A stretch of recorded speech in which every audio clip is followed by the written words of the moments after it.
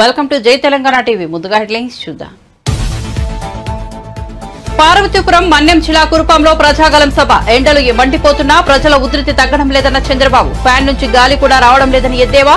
జగన్ ఉత్తుత్తి బటన్లు నొక్కి ప్రజలను మోసం చేస్తున్నారని విమర్శలు.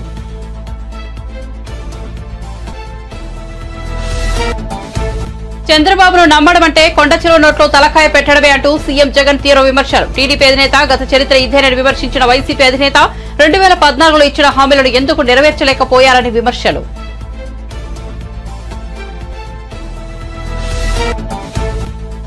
దేవుడు గుడిలో ఉండాలి, భక్తి గుండెల్లో ఉండాలన్న రేవంత్ రెడ్డి. రాముడు, హనుమాన్ జయంతి, బతుకమ్మ ఎన్నికల సమయంలోనే బీజేపీకి గుర్తుకు వస్తాయని విమర్శ. మోదీ 10 ఏళ్ల పాలనలో ఇచ్చింది గాడిద గుడ్డు అన్న రేవంత్ రెడ్డి.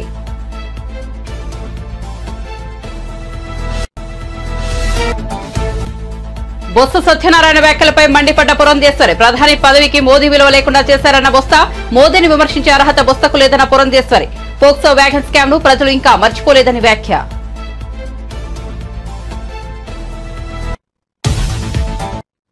ఇక వార్త వివరాల్లోకి వెళ్తే టీడీపీ అధినేత చంద్రబాబు పార్వతీపురం మన్యం జిల్లా కురుపాం నియోజకవర్గంలో ఏర్పాటు చేసిన ప్రజాగలం బహిరంగ సభకు హాజరయ్యారు. ఈ సందర్భంగా ఆయన ప్రసంగిస్తూ కురుపాం సభకు హాజరైన ప్రజానీకాన్ని చూస్తుంటే గెలుపు ఖాయంగా అనిపిస్తోందని పేర్కొన్నారు. కురుపాం అసెంబ్లీ స్థానం నుంచి టీడీపీ అభ్యర్థిగా తోయక జగదీశ్వరి పోటీ చేస్తున్నారని, ఆమె ఆదివాసీ బిడ్డ అని వెల్లడించారు. మీ ఇంటిలో ఒక బిడ్డ ఎమ్మెల్యేగా పోటీ చేస్తోందని, జగదీశ్వరిని ఆదరించాలని పిలుపునిచ్చారు. ఎంపీగా బీజేపీ అభ్యర్థి గీతా పోటీ చేస్తున్నారని, కమలం పువ్వుపై ఓటేసి ఆమెను గెలిపించాలని అన్నారు. గిరిజన మహిళను రాష్ట్రపతిగా చేసిన పార్టీ బీజేపీ అని కొనియాడారు. ఎండలు మండిపోతున్నా ప్రజల ఉధృతి తగ్గడం లేదని, ఈ దెబ్బకు ఫ్యాన్ ముక్కలైపోవడం ఖాయమని, ఫ్యాన్ నుంచి గాలి కూడా రావడం లేదని, ఎన్నికలయ్యాక చెత్తబుట్టిలో పడేయాలని పేర్కొన్నారు. వచ్చినప్పుడు కురుపాం అదిరిపోయింది, దద్దరిల్లింది. గెలుపు మనదే అని సాటి చెప్పింది అవునా కాదా తమ్ముళ్ళు అడుగుతున్నా. ముందుగా ఇక్కడ ఎమ్మెల్యేగా పోటీ చేస్తున్నటువంటి తోయక జగదీశ్వరి గారు ఒక మామూలు గిరిజన బిడ్డ, ఆదివాసి బిడ్డ, మీ బిడ్డ. తెలుగుదేశం పార్టీ ఇన్ఛార్జిగా పెట్టి ఈరోజు మామూలు వ్యక్తికి ఎమ్మెల్యే సీట్ ఇచ్చావంటే అది తెలుగుదేశం పార్టీ. అందుకే మిమ్మల్ని కోరుతున్నాం, మీ ఇంటిలో ఒక బిడ్డ, మీ బిడ్డ ఎమ్మెల్యేగా పోటీ చేసినప్పుడు ఆదరిస్తారా లేదా తమ్ముళ్ళు అని మిమ్మల్ని అడుగుతున్నా. మైక్ సౌండ్ పెంచు. అదే మరిగా గీత గారు ఎంపీగా పోటీ చేస్తున్నారు. అనుభవం ఉన్న వ్యక్తి, ఇప్పటికే ఒకసారి ఎంపీగా పనిచేశారు.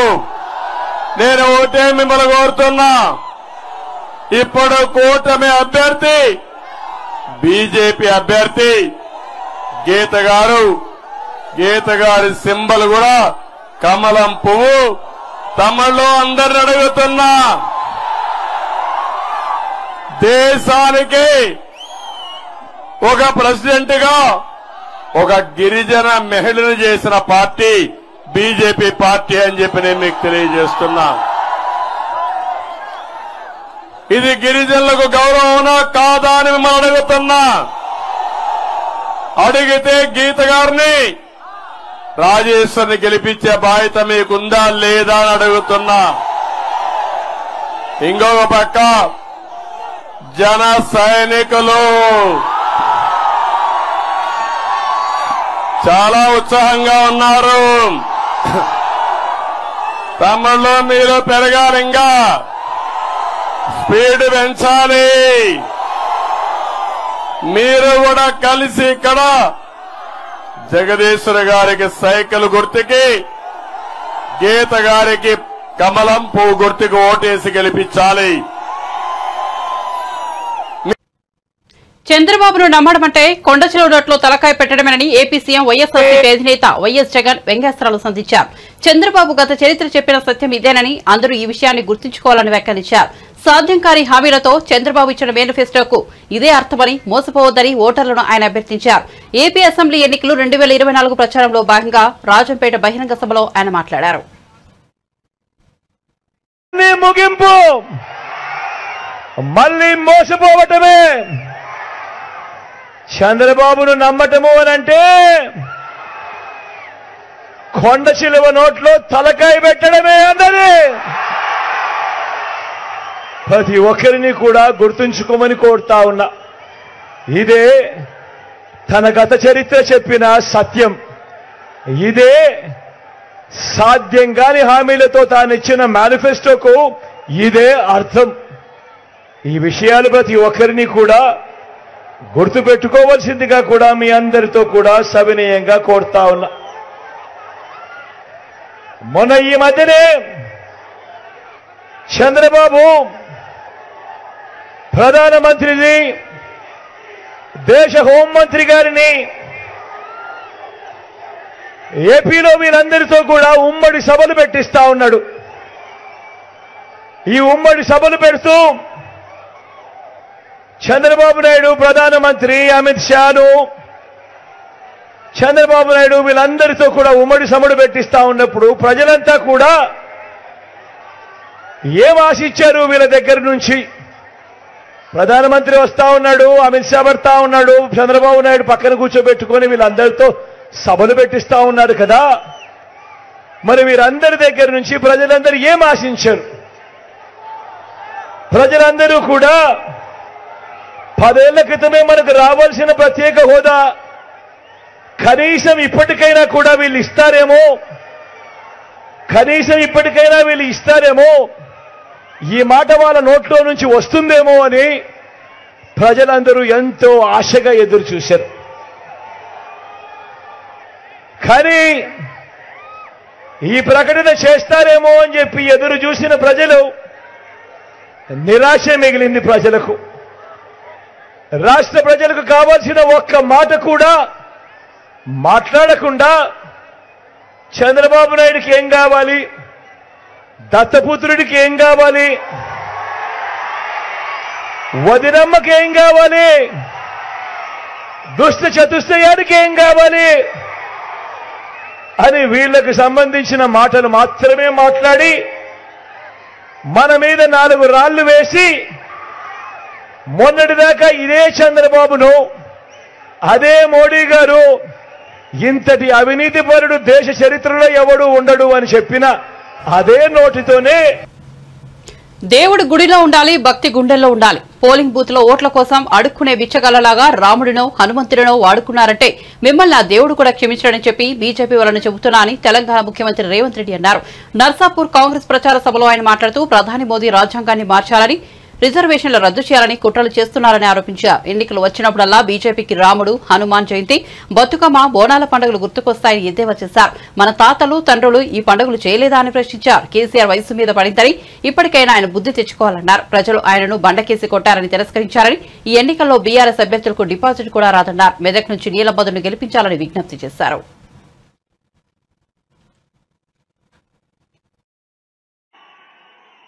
మాదిగల ఏబిసిడి వర్గీకరణ కోసం, ముదిరాజులు బీసీ గ్రూప్ నుంచి ఏ గ్రూప్ లకు తేవడం కోసం ఈనాడు బీజేపీ నరేంద్ర మోడీ రాజ్యాంగాన్ని మార్చాలని, రిజర్వేషన్లు రద్దు చేయాలని, దళితులు, గిరిజనులకు, బలైన వర్గాలకు వ్యతిరేకంగా కుట్ర చేస్తున్నారు. కాబట్టి మిత్రులారా, రేపు జరగబోయే ఎన్నికల్లో బీఆర్ఎస్ బీజేపీని బొంద పెట్టాలి, నీల మధును గెలిపించాలి. ఇవాళ బీజేపీ వాళ్ళు అంటున్నారు ఎన్నికలు వచ్చినప్పుడల్లా వాళ్ళకి రాముడు గుర్తొస్తాడు, హనుమాన్ జయంతి గుర్తొస్తుంది, లేకపోతే బతుకమ్మ, బోనాల పండుగలు గుర్తొస్తాయి ఇంకొకరికి. నేను అడుగుతున్న మా మిత్రుల్ని, మన తండ్రులు, తాతలు, మన ముత్తాతలు శ్రీరామనవమి చేయలేదా? హనుమాన్ జయంతిలు చేయలేదా? ఇవాళ బీజేపీ వచ్చి మనకు కొత్తగా మనకు సాంప్రదాయాలు నేర్పుతున్నాడు. అందుకే బీజేపీ నాయకులకు నరేంద్ర మోడీ, అమిత్ షాకు నేను చెప్పిన సూటిగా, దేవుడు గుడిలో ఉండాలి, భక్తి గుండెల్లో ఉండాలి. దేవుడు గుడిలో ఉండాలి, భక్తి గుండెల్లో ఉండాలి. పోలింగ్ బూత్ లో ఓట్ల కోసం అడుక్కునే బిచ్చగాళ్ళలాగా రాముడినో హనుమంతునో వాడుకుంటురంటే మిమ్మల్ని దేవుడు కూడా క్షమించడని చెప్పి బీజేపీ వాళ్ళకి చెప్పిన. ఇవాళ నిన్న చంద్రశేఖరరావు వచ్చిందంట. ఇక ఆయన బస్సు యాత్ర చూస్తుంటే వెనకడికి కూడా తిక్కలోడు తిరునాళ్ళకు పోతే ఎక్కడానికి దిగడానికే సరిపోయిందంట. పెద్దలు మదన్ రెడ్డి గారిని ఏదేదో అనిపోయిందంట. చంద్రశేఖరరావు వయసు మీద పడ్డది. ఇప్పటికైనా బుద్ధి తెచ్చుకో. ప్రజలు నిన్ను బండకేసి కొట్టిండ్రు, ఈ ప్రాంత ప్రజలు నిన్ను తిరస్కరించిండ్రు, నిన్ను ఓడగొట్టిండ్రు. రేపు రాబోయే పార్లమెంట్ ఎన్నికల్లో నీ అభ్యర్థికి డిపాజిట్ కూడా గల్లంత అవుతుంది. అది ఇక్కడి నుంచే నర్సాపూర్ నుంచే పునాదులు పడతాయి, బీఆర్ఎస్ ను ఓడగొడతారు. అందుకే మిత్రులారా, ఈ ఎన్నికల్లో మీ అందరికీ నా విజ్ఞప్తి ఒకటే. 25 ఏళ్లు బీజేపీని చూసిండ్రు, బీఆర్ఎస్ ను చూసిండ్రు. ఈ ఎన్నికల్లో ఈ దేశంలో ఈ రాష్ట్రంలో కాంగ్రెస్ అధికారంలో ఉంటుంది, అభివృద్ధి పనులు చేపడుతుంది. ఒక బలహీన వర్గాల నుంచి ఇచ్చిన నీలం మధును ఈ ఎన్నికల్లో గెలిపించండి. అప్పుడు ఈ ప్రాంతానికి మెగాస్టార్ చిరంజీవి భారత రెండో అత్యున్నత పురస్కారం పద్మవిభూషణ్ అందుకున్నారు. గురువారం సాయంత్రం రాష్ట్రపతి ద్రౌపది ముర్ము చేతుల మీదుగా మెగాస్టార్ ఈ పురస్కారాన్ని అందుకున్నారు. సీనియర్ నటి వైజయంతిమాలకు కూడా పద్మవిభూషణ్ పురస్కారం అందించారు. న్యూఢిల్లీలోని రాష్ట్రపతి భవన్లో గురువారం పద్మ పురస్కారాల ప్రదానోత్సవం జరిగింది. ఈ సంవత్సరం జనవరి 25న 132 మందికి అవార్డులు ప్రకటించారు. సినీ రంగంలో చిరంజీవి చేసిన సేవలకు గాను ఈ అవార్డు వరించింది. ఇక ఈ వేడుకల్లో చిరంజీవి భార్య సురేఖతో పాటు తనయుడు రామ్ చరణ్, కోడలు ఉపాసన కూడా పాల్గొన్నారు.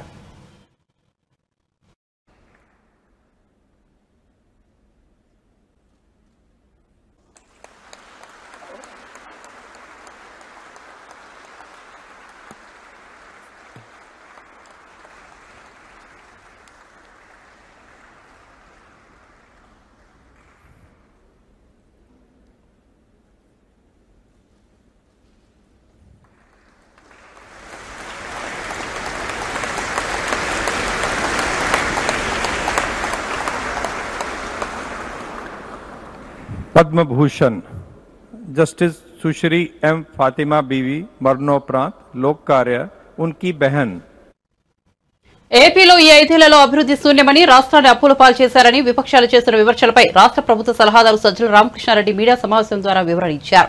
ఈ 4 ఏళ్ల 10 నెలల సమయంలో pioneer aluminium, Apollo tyres, Grasim industries, Gayatri వంటి భారీ పరిశ్రమలు వచ్చాయని, ఇవన్నీ 1000 కోట్లు 2000 కోట్లకు పైబడి పెట్టుబడులు పెట్టిన సంస్థలని వివరించారు. భోగాపురం అంతర్జాతీయ విమానాశ్రయం, కర్నూలు ఎయిర్పోర్ట్, రాష్ట్రంలో 17 మిలిటరీ కాలేజీలు, 10 ఫిషింగ్ హార్బర్లు, 6 ఫిష్ ల్యాండింగ్ సెంటర్లు, ఇదంతా మా ప్రభుత్వంలో జరిగిన అభివృద్ధి కాదా అని ప్రశ్నించారు. మధ్యలో కోవిడ్ వచ్చిందన్న సంగతి మర్చిపోరాదని సజ్జల పేర్కొన్నారు. 2 ఏళ్లు కోవిడ్ తోటి సరిపోయిందని, ఆ సమయంలోనూ ప్రభుత్వం యాక్టివ్ గానే ఉందని స్పష్టం చేశారు. కోవిడ్ సంక్షోభం వేళ వాలంటీర్లు, సచివాలయ సిబ్బంది, వైద్య ఆరోగ్య సిబ్బంది, ఇతర క్షేత్రస్థాయిలో సిబ్బంది అందించిన సేవలు బ్రహ్మాండంగా ఉన్న సంగతి అందరికీ తెలుసునని పేర్కొన్నారు.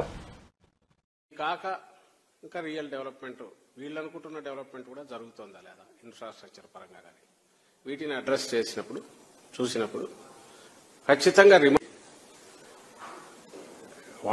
వాళ్ళు పాయింట్అవుట్ చేయడమే అట్నుంచి చాలామంది అమాయకంగా కానీ, ఆలోచనా పరులు కూడా, లేదా ఈ ప్రచారం నమ్మడం ద్వారా కానీ దుష్ప్రచారం ఏదైతే జరుగుతుంది. రాష్ట్రంలో అభివృద్ధి అనేది లేనే లేదు, ఎలాంటి అభివృద్ధి లేకుండా కేవలం సంక్షేమం మీదే జగన్మోహన్ రెడ్డి గారు దృష్టి పెట్టినందువల్ల రాష్ట్రం నడక కుంటుబడింది అని కూడా భావించే వాళ్ళు కూడా ఉన్నారు. అలాంటి వాళ్ళందరికీ చెప్తూనే ఉన్నా, ఎన్నిసార్లు చెప్పినా, ఎక్స్ప్లెయిన్ చేసినా, చూపించినా, ఈవెన్ బయట నుంచి వచ్చిన మీడియా వాళ్ళు కానీ వాళ్ళు కూడా అదే దృష్టితో అడుగుతుంటారు. మా పార్టీ వాళ్ళు కానీ మేము కానీ చెప్తూనే ఉన్నాం, ఇప్పుడు జరుగుతున్నది డెవలప్మెంట్ కాకుండా ఎట్లా పోతుందని. దాని మీద అయినా సరే ఆ వర్షన్ సరిగా ఇది లేకపోవడము, లేక అప్పటికే ఒక ఒపీనియన్ వచ్చినందువలన దాని గురించి పూర్తిగా అవగాహన లేమి కనపడుతుంది. ఇప్పుడు రాష్ట్రంలో కొన్ని సెక్షన్స్లో డెవలప్మెంట్ అంటే ఏదో 2 బిల్డింగ్లో ఒక 2 బిల్డింగ్లో కాదు, ఎంటైర్ రాష్ట్రం ఒక బూస్టర్ డోస్ ఇచ్చినట్టుగా ఏ రకంగా అభివృద్ధి పదాన పోతోంది అన్నప్పుడు అభివృద్ధికి నిర్వచనం ఏది, ఇవి అకాడమిక్ డిస్కషన్లు కూడా జరుగుతుంటాయి. కానీ నేను వాటి జోలికి పోదలుచుకోలేదు. మన జీవితాల్లో మార్పు వచ్చిందా లేదా, ఆ మార్పు మన కాళ్ల మీద మనం నిలబడేట్టు చేస్తుందా లేదా, ఇది కాక ఇంకా రియల్ డెవలప్మెంట్ వీళ్ళు అనుకుంటున్న డెవలప్మెంట్ కూడా జరుగుతుందా లేదా ఇన్ఫ్రాస్ట్రక్చర్ పరంగా కానీ, వీటిని అడ్రస్ చేసినప్పుడు చూసినప్పుడు ఖచ్చితంగా రిమార్కబుల్ పాజిటివ్ చేంజ్ అనేది అందరికీ కనపడుతున్నది. దాంట్లో ఎక్స్పీరియన్స్ కూడా అవుతున్నాం. అయితే అది డెవలప్మెంట్ అనడానికి మనం ఇలాంటి వాళ్లకు సంశయాత్మక వీళ్లకు అంత ఇష్టపడట్లేదేమో అని అనిపిస్తుంది. అందుకోసమే దాని గురించి ఇంకోసారి చెప్దామని అనుకున్నాం. మనం 19లో అధికారంలోకి రాగానే జగన్మోహన్ రెడ్డి గారు తీసుకొచ్చిన ఓ పెద్ద విప్లవాత్మకమైన చేంజ్ ఏదైతే ఉందో, మనకు విలేజ్ సెక్రటేరియట్స్, వార్డ్ సెక్రటేరియట్స్ తీసుకురావడం కానీ డెలివరీ మెకానిజం కింది వరకు తీసుకెళ్లాం. అంటే గవర్నమెంట్ను డోర్ స్టెప్స్ దగ్గరికి తీసుకెళ్లాం.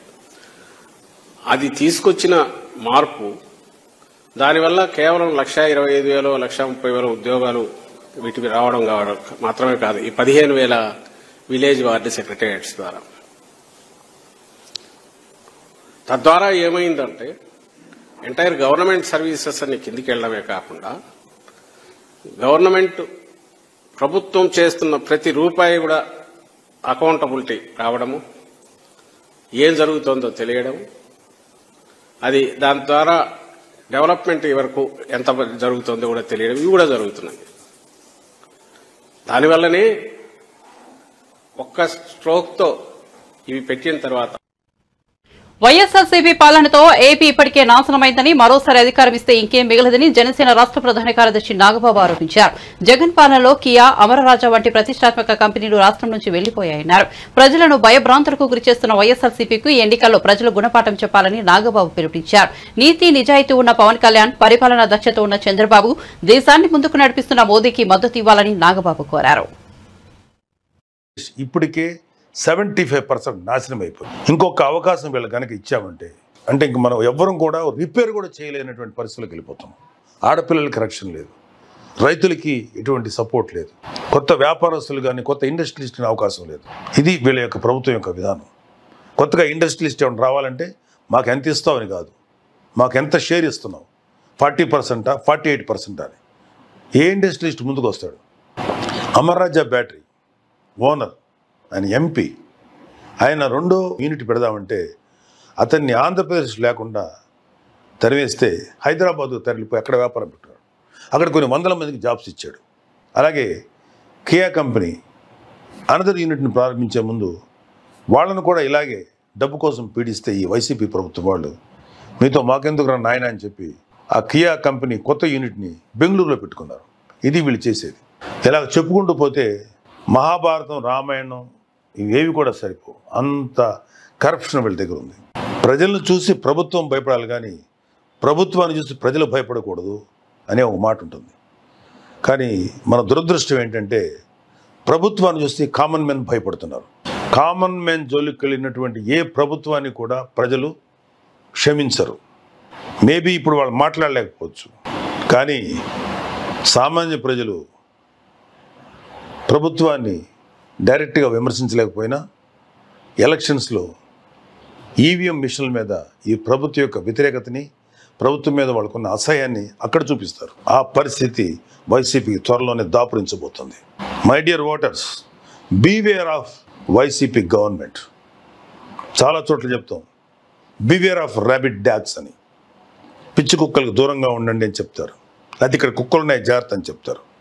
నౌ ఐఎమ్ టెలింగ్, వైసీపీ ప్రభుత్వం ఎలక్షన్స్లో పాల్గొంటుంది. Beware of YCP. వైసీపీకి వ్యతిరేకంగా ఓటేయండి. మీకోసం ముందుకు వచ్చే పవన్ కళ్యాణ్ లాంటి లీడర్ని, నిజాయితీ, నిబద్ధత, త్యాగనిరతి కలిగినటువంటి పవన్ కళ్యాణ్ లీడర్ని, పరిపాలనా దక్షత కలిగినటువంటి చంద్రబాబు నాయుడు గారు లాంటి వ్యక్తిని, అలాగే భారతదేశాన్ని సుభిక్షంగా నడుపుతున్నటువంటి నరేంద్ర మోడీ గారి నాయకత్వంలో వస్తున్న బీజేపీని, ఈ ముగ్గురు నాయకుల యొక్క కలయికతో వస్తున్న కూటమికి మీరు ఓటు వేసి ప్రధాని నరేంద్ర మోదీపై మంత్రి బొత్స సత్యనారాయణ చేసిన వ్యాఖ్యలపై బీజేపీ ఏపీ అధ్యక్షులు దగ్గుపాటి పురంధేశ్వరి ఘాటుగా స్పందించారు. అవినీతి చేసే వైఎస్ఆర్సీపీ నేతలకు లోకమంతా అవినీతిమయంగానే కనిపిస్తోందని విమర్శించారు. పసలేని ఆరోపణలు చేయడం సమంజసం కాదన్నారు. బొత్స సత్యనారాయణ గారు ఈ మధ్యన నరేంద్ర మోడీ గారు చేసినటువంటి వ్యాఖ్యల్ని నేను తీవ్రంగా ఖండిస్తున్నాను. పచ్చకావర్లు వచ్చిన వారికి లోకమంతా పచ్చగా కనపడుతుందన్నట్లుగా అవినీతి చేసే వారికి ఏది ఎవరు ఎలా చేసినా కూడా దానిలో అవినీతి వెతకడం మీదే వారి సమయాన్నంతా కూడా కేటాయించడం జరుగుతుంది. బొత్స సత్యనారాయణ గారు వారి మంత్రిగా ఉన్నప్పుడు వోక్స్ వ్యాగన్కి సంబంధించినటువంటి అవినీతి చేసినటువంటి అవినీతిని ఎవరూ మర్చిపోలేదు అనేటువంటి విషయాన్ని వారికి గుర్తు చేస్తున్నాను. 2019వ సంవత్సరం నుండి నేటి వరకు కూడా కేంద్రం పెద్ద ఎత్తున నిధులు రాష్ట్రానికి అందించిన ఆ నిధుల్ని సద్వినియోగం చేసుకోకుండా ప్రజల్ని మోసం చేస్తూ మభ్యపెడుతూ మరి అధికారంలో ఉన్నటువంటి నేతలు ఏ మేరకు అవినీతి చేశారు ప్రజలందరూ కూడా గమనిస్తున్నారు, అర్థం చేసుకుంటున్నారు. అదేవిధంగా రైల్వే జోన్కి సంబంధించి కూడా రైల్వే జోన్కి మేము అంకితమై లేము అనేటువంటి విషయం ఇవాళ నేను తీవ్రంగా ఖండిస్తున్నాను. ఎందుకంటే 2024 వరకు కూడా రైల్వే జోన్ కట్టడానికి అనువైనటువంటి స్థలాన్ని ఇవ్వకుండా ఇవాళ రాష్ట్ర ప్రభుత్వం ఏ విధంగా తన బాధ్యత నుండి వైదొలిగిందో ఒక్కసారి ప్రజలందరూ కూడా గమనించాలి.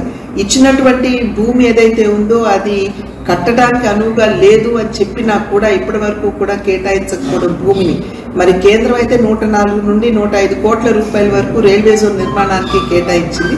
దాన్ని ఎందుకు అందిపుచ్చుకోలేదు అని చెప్పి మేము వేస్తున్నటువంటి ప్రశ్న.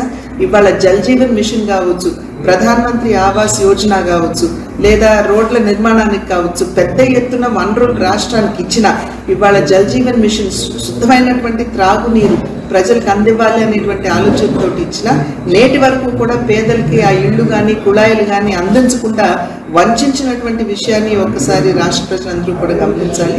10 సంవత్సరాల కాలం నరేంద్ర మోడీ గారు ప్రధానిగా ఉన్నారు, భారతీయ జనతా పార్టీ అధికారంలో ఉంది కేంద్రంలో. నేటి వరకు కూడా ఎవరు వేలెత్తి చూపి ఈ అవినీతి మోడీ గారు కానీ లేదా వారి సహచర మంత్రులు కానీ చేశారు అని చెప్పలేనటువంటి పరిస్థితిలో పసలేనటువంటి ఆరోపణలు చేయడం ఎంతవరకు సమంజసం అని చెప్పి బొత్స సత్యనారాయణ గారికి నేను వేస్తున్నటువంటి ప్రశ్న. ఇవాళ నరేంద్ర మోడీ గారు వచ్చి ఈ రాష్ట్రంలో 100% కరప్షన్ 0% డెవలప్మెంట్ అన్నది ఏదైతే వారు అంశాన్ని లేవనెత్తారో ముందు దానికి జవాబు ఇవ్వమని చెప్పి నేను బొత్స సత్యనారాయణ గారికి నేను వేస్తున్నటువంటి సవాల్. తిరుపతిలో దొంగ ఓటర్లు రెచ్చిపోయే ప్రమాదం ఉందని ప్రతి ఒక్కరూ ఓటు హక్కు వినియోగించుకోవాలని ప్రముఖ సినీ నిర్మాత జనసేన పార్టీ తిరుపతి పరిశీలకులు ఎంఎం రత్నం కోరారు. తిరుపతిలో నిర్వహించిన మీడియా సమావేశంలో ఆయన మాట్లాడుతూ నకిలీ ఐడీలతో కొందరు దొంగ ఓట్లు వేయడానికి ప్రయత్నిస్తున్నారని ఆరోపించారు. పిఠాపురంలో పవన్ కళ్యాణ్ గెలవడం ఖాయమని ధీమా వ్యక్తం చేశారు. చెప్పబోయేది ఏంటంటే కొన్ని ఫేక్ ఐడీలు క్రియేట్ చేసి కొన్ని ఓట్లు తయారు చేసి జరగబోతుందని వినికిడి. సో మీరు ఎంతో అప్రమత్తంగా కానీ ఓటు వేయకపోతే ఎలక్షన్ కమిషన్ తీసుకునే యాక్షన్కి జైలుకి వెళ్లాల్సి వస్తుంది, అరెస్ట్ అవుతారు. సో ఎవరైనా సరే వాటికి లోబడి అలాంటి పనులు చేయొద్దు, స్వచ్ఛందంగా ఓట్లు వేయండి దయచేసి. మంచి నాయకులను ఎన్నుకుంటే మంచి పాలన వస్తుంది, మీ అందరూ బాగుంటారు. ఇది వెంకటేశ్వర స్వామి సన్నిధి తిరుపతి, అటువంటి స్వామివారి సన్నిధిలో ఈ తిరుపతి చాలా ప్రాముఖ్యమైనది. ఒక ఎమ్మెల్యే అంటే ఒక మినిస్టర్ లెవెల్ అటువంటి ప్రదేశం. అందుకని ప్రతి ఒక్కరూ వచ్చి ఓటేయాలి, స్వచ్ఛందంగా ఎలక్షన్ జరగాలి. ఎవరు ఎటువంటికి లోన్ అవ్వకుండా ఫేక్ ఐడీలు పెట్టి చాలామంది ఎలాగ ఎలక్షన్ జరపాలని ప్రయత్నిస్తున్నారని మాకు విషయం తెలిసింది. జాగ్రత్తగా ఉండండి, లేకపోతే మీరు యాక్షన్ గురి అవుతారు.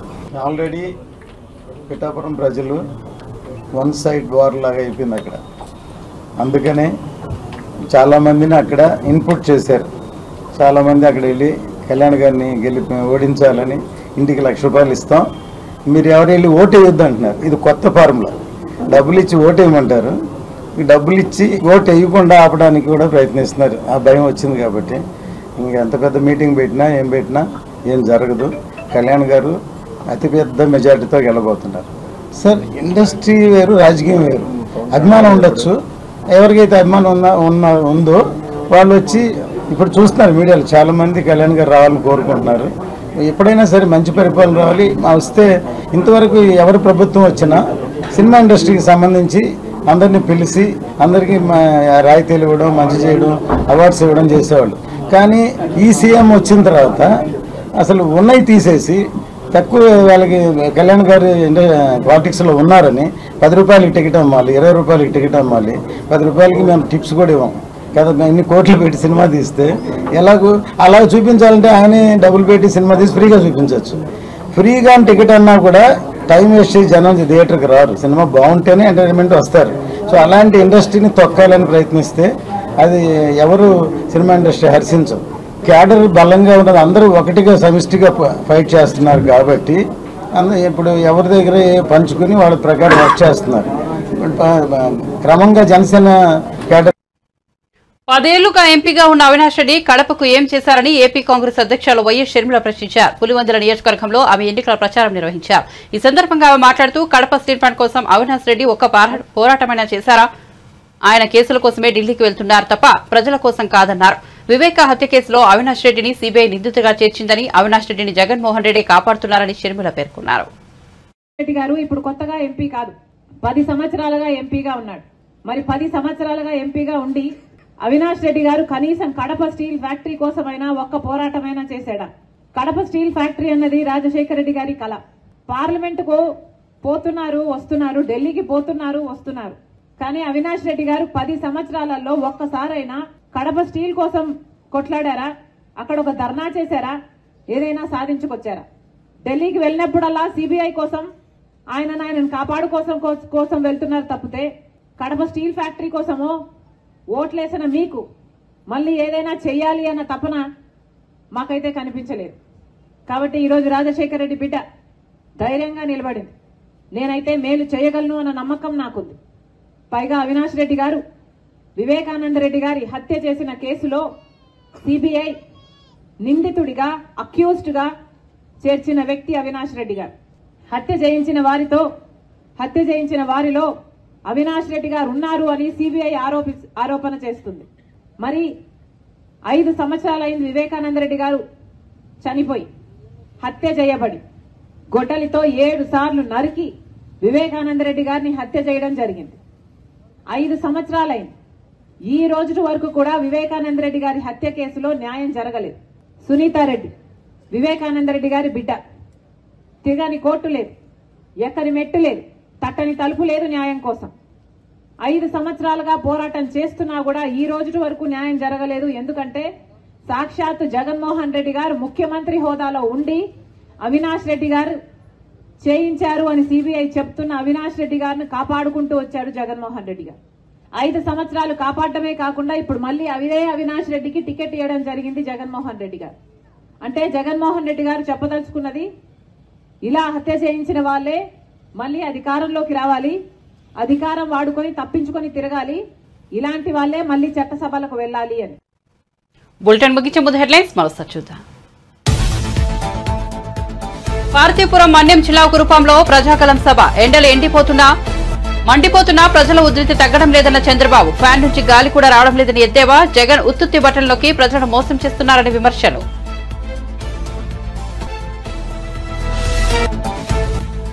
చంద్రబాబును నమ్మడం అంటే కొండచిలో నోట్లో తలకాయ పెట్టడమే అంటూ సీఎం జగన్ తీవ్ర విమర్శలు. టీడీపీ అధినేత గత చరిత్ర ఇదేనని విమర్శించిన వైసీపీ అధినేత 2014లో ఇచ్చిన హామీలను ఎందుకు నెరవేర్చలేకపోయారని విమర్శలు.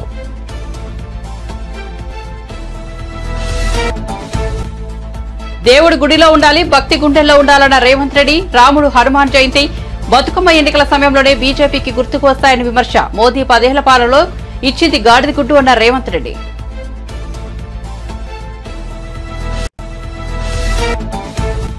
బొత్స సత్యనారాయణ వ్యాఖ్యలపై మండిపడ్డ పురంధేశ్వరి. ప్రధాని పదవికి మోదీ విలువ లేకుండా చేశారన్న బొత్స. మోదీని విమర్శించే అర్హత బొత్సకు లేదన్న పురంధేశ్వరి. ఫోక్స్ వ్యాగన్ స్కామ్ ను ప్రజలు ఇంకా మర్చిపోలేదని వ్యాఖ్య.